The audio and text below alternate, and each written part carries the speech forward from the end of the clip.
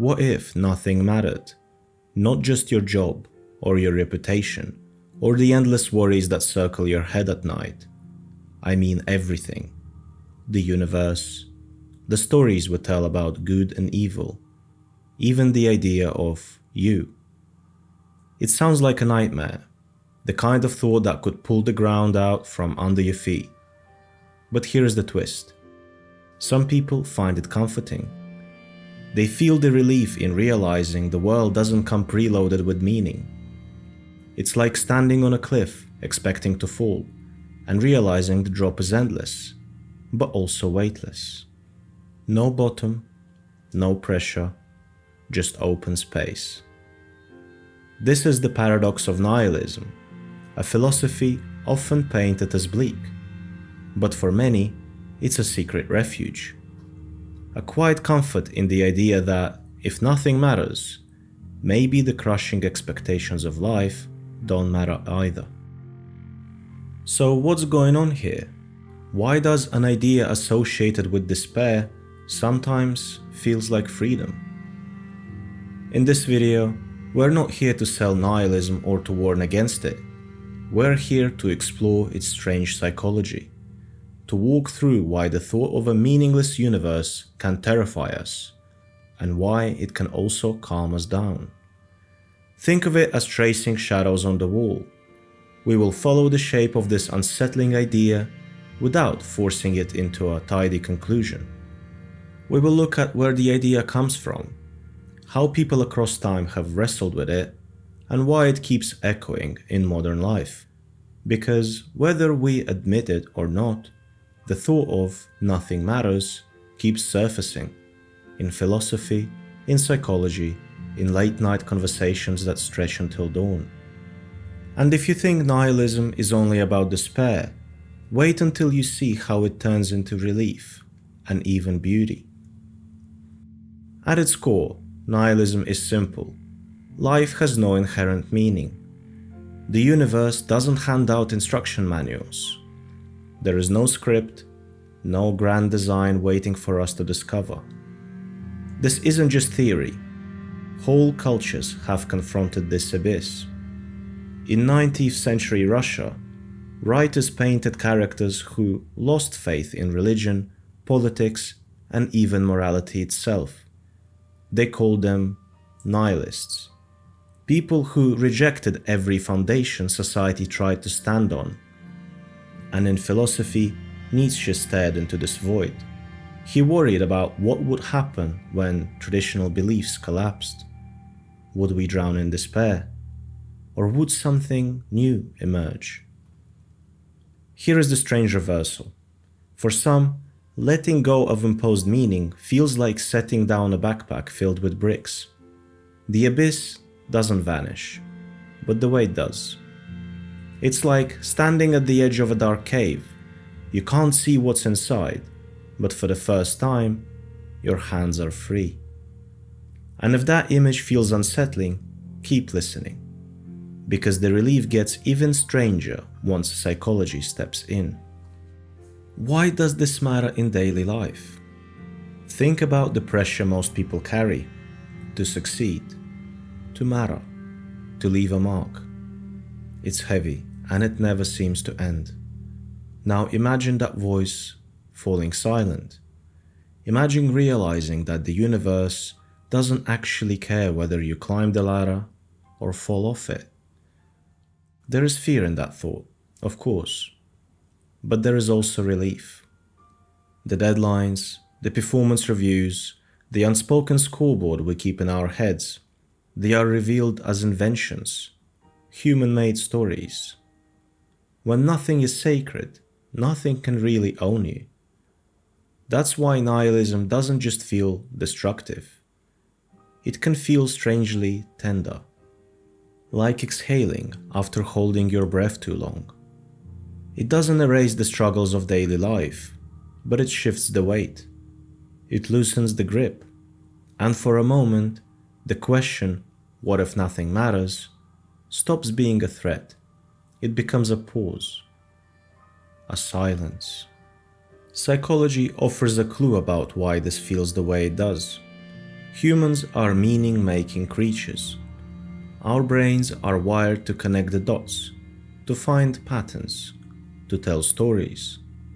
But what happens when those stories collapse?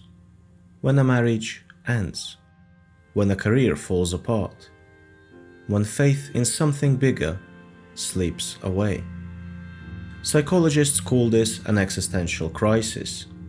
And strangely, those moments sometimes bring a kind of quiet clarity. Because when the meaning we've been chasing vanishes, so does the pressure that came with it. It's like sprinting until your body gives out. You collapse, yes, but in the collapse there is stillness. Not joy, not despair, something in between. This is why nihilism doesn't only look like rebellion. Sometimes it looks like surrender. And surrender, in its rawest form, can be soothing. It's not the comfort of answers. It's the comfort of no longer needing them. If this feels familiar, you're not alone. Modern life seems to pull more and more people towards these thoughts. Scroll through social media and you will see the humor of it everywhere. Memes about the pointlessness of work, jokes about existence itself being absurd. It's not academic, it's cultural. In a world where we are told to always be productive, always improving and always chasing purpose, nihilism sneaks in like a pressure valve. A whispered reminder that, maybe, none of it is mandatory. And here's the strange thing. Even people who would never call themselves nihilists still taste its comfort. That sigh of relief after realizing a big failure didn't actually change the world. That private moment when you admit to yourself, maybe this isn't as serious as I thought. It doesn't erase the craving for meaning, but it offers a glimpse of something else. A perspective that says, the game was never real in the first place. Nihilism doesn't just live in philosophy books. It's woven into the art we consume. Look at absurdist comedy. The kind where the punchline is that nothing makes sense. We laugh not because life is orderly, but because it's chaotic. Or think about music that embraces darkness. Lyrics that confess life feels meaningless, yet the act of singing them out loud creates a shared release. Even internet culture plays with this. Memes that declare everything is pointless spread not because they depress people, but because they resonate. They turn dread into a kind of inside joke. Art becomes a mirror for nihilism. It reflects the void, but it also transforms it into something bearable, sometimes even beautiful. It's like painting with shadows. You don't erase the darkness, but you shape it into something you can look at. And if that feels surprising, wait until you see why staring into emptiness doesn't always end in despair. Sometimes it ends in laughter, and sometimes in connection. Why does this hit so deeply? Because it's not just about ideas, it's about feelings. The feeling of being awake at 2 a.m., realizing the universe doesn't care whether you wake up tomorrow. The feeling of scrolling through endless headlines, all shouting urgency and thinking, maybe none of this matters in the end. That realization can crush you, but it can also cradle you. It's the paradox of nihilism. The same thought that brings despair also carries relief. And when you see others wrestle with it, in comedy, in music, and in quiet conversations, it reminds you you're not alone. That your late night questions aren't just yours, they're shared. There is comfort in knowing the void is crowded, that millions of people have stared into it, laughed at it, sung about it, and still kept going. But there is another side. Nihilism is not only comfort. For some, it spirals into emptiness. If nothing matters, why care about anything? Why keep going at all? This is the danger philosophers warned about. Nietzsche saw the collapse of meaning not as an endpoint, but as a crossroads. One path led to despair, another to possibility. Psychologists echo this caution. While letting go of false pressures can soothe us, staying in the void too long can hollow us out. It can numb us until even the small joys lose their color. So nihilism is double-edged.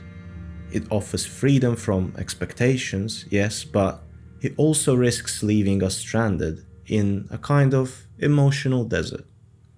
That's the tension. The reason the comfort of nihilism is never pure. It's always shadowed by the possibility of collapse. So where does this leave us? We've seen nihilism as a release, as an echo in psychology, and as a theme in culture. But all these threads weave into a paradox. Nihilism can feel like drowning, or like floating. It can crush you with despair, or cradle you with calm. It doesn't resolve into a single answer. It flickers between opposites. That's why it lingers in our minds. It's not a philosophy you solve. It's a lens that shows both freedom and fragility.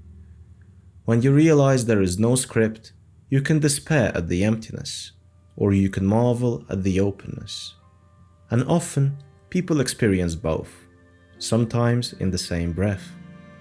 The strange comfort of nihilism lies in that tension. It doesn't promise certainty. It whispers that certainty was never there in the first place. Remember the opening question? What if nothing mattered? At first, it sounds like the end of the world. But sit with it long enough, and the edges blur. If nothing mattered, maybe failure doesn't matter either.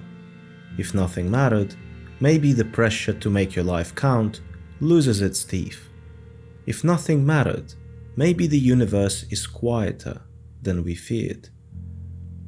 It doesn't give us a conclusion, but it does give us a glimpse of freedom hidden inside the void. That's why nihilism isn't just terrifying. For some, it's strangely comforting. The abyss stares back, but sometimes it feels like a mirror. So perhaps nihilism isn't a destination, but a shadow. It follows us whenever we ask too many questions, whenever our stories fall apart. Some run from it, some embrace it. But whether we fear it or find peace in it, nihilism waits patiently at the edges of our thought. And maybe that's its lesson. Not that life has no meaning, but that the demand for meaning might not be as absolute as we think. Nothing matters. And somehow, that matters.